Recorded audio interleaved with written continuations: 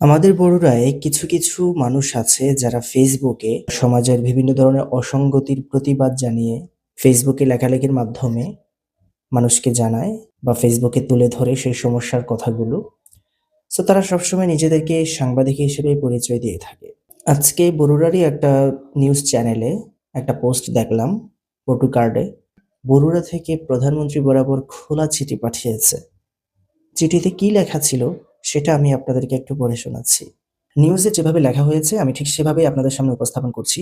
দেশের বিভিন্ন স্থানে মাজার, দরবার ও খানকা শরীফে সম্প্রতি হামলার ঘটনায় গভীর উদ্বেগ প্রকাশ করে মাননীয় প্রধানমন্ত্রী তারেক রহমানের নিকট একটি খোলা চিঠি পাঠিয়েছেন কুমিল্লার বরুড়া উপজেলার উরাই আপনজন সামাজিক সংগঠনের সভাপতি ও সাংবাদিক মোহাম্মদ ইলিয়াস আহমেদ। অনেকেই হয়তোবা এই সাংবাদিক ইলিয়াস আহমেদকে চিনতে নাও পারেন। আপনারা আবার ভুল ভেবে বসে থাকবেন না। সাংবাদিক ইলিয়াস বর্তমানে যিনি দেশের বাইরে আছেন ওই সাংবাদিক না। উনি হচ্ছে গ্রাম্য সাংবাদিক। বলতে পারেন যে গরিবের সাংবাদিক। যাই হোক, সুবিধার্থে ছবিটা স্ক্রিনে দিয়ে দিচ্ছি। ঠিক আছে? তারপরে পড়ছি কি লেখছেন। নিজের ফেসবুক পেজে প্রকাশিত এই খোলা চিঠিতে তিনি ৫ই আগস্ট ২০২৪ এর পরবর্তী সময়ে দেশের অন্তত ১০০টিরও বেশি মাজারে ভাঙচুরের তথ্য তুলে এবং এই অপতৎপরতা বন্ধে প্রধানমন্ত্রীর জরুরি হস্তক্ষেপ কামনা করেছেন। খোলা চিঠিতে সাংবাদিক ইলিয়াস আহমেদ উল্লেখ করেন, বাংলাদেশ আউলিয়াদের দেশ।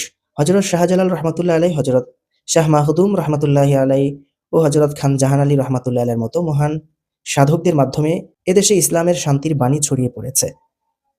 এসব মাজার ও দরবার আমাদের জাতীয় ঐতিহ্য এবং ধর্মীয় সম্প্রীতির অবিচ্ছেদ্য অংশ।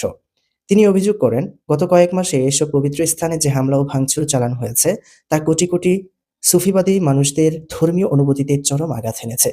উনি এখানে যে সমস্ত আল্লাহওয়ালাদের কথা বলেছেন, সেই সমস্ত আল্লাহওয়ালাদের মাজার কিন্তু এখনো ঠাঁই দাঁড়িয়ে আছে। সেখান থেকে শুধু ময়লা এবং আবর্জনাগুলোকে সরিয়ে দেওয়া হয়েছে। অর্থাৎ যারা মাজারে গিয়ে মদের আসর, গাঞ্জার আসর বসাতো, শুধু তাদেরকে সেখান থেকে সরিয়ে দেওয়া হয়েছে। তারপর যেটা লিখেছেন, নতুন বাংলাদেশের স্বপ্ন বাস্তবায়নে এবং ধর্মীয় সহনশীলতা বজায় রাখতে তিনি প্রধানমন্ত্রীর কাছে নিম্নোক্ত ৪টি দাবি উল্লেখ করেছেন। দাবিগুলো কি সেগুলো জানাচ্ছি। ১ নাম্বার, বিচারের দাবি। মাজার ও খানকায় হামলাকারীদের দ্রুত শনাক্ত করে আইনের আওতায় এনে দৃষ্টান্তমূলক শাস্তি নিশ্চিত করা। ২ নাম্বার, নিরাপত্তা নিশ্চিতকরণ। দেশের প্রতিটি মাজার, দরবার ও খানকা শরীফে কার্যকর নিরাপত্তা ব্যবস্থা জোরদার করা। সংস্কার ও পুনর্নির্মাণ। ক্ষতিগ্রস্ত স্থাপনাগুলো সরকারি উদ্যোগে দ্রুত সংস্কার ও আগের রূপে ফিরিয়ে আনা। ৪ নাম্বার, সহনশীলতা রক্ষা। ধর্মীয় সহনশীলতা ও সম্প্রীতি রক্ষায় সরকারের কঠোর অবস্থান নিশ্চিত করা। এই ৪টা দাবি হচ্ছে বরুড়ার সাংবাদিক ইলিয়াস সাহেবের। এখন আমার কিছু কথা। এই সাংবাদিক ইলিয়াস, আমি জানি না উনি কিসের সাংবাদিক বা কোন পত্রিকায় কাজ করেন বা কোন মিডিয়া নিয়ে কাজ করেন, আই ডোন্ট নো। আর উনার তেমন কোনো প্রতিবেদন আমি দেখি নাই। বাকি আপনারা যারা দেখেছেন আপনারা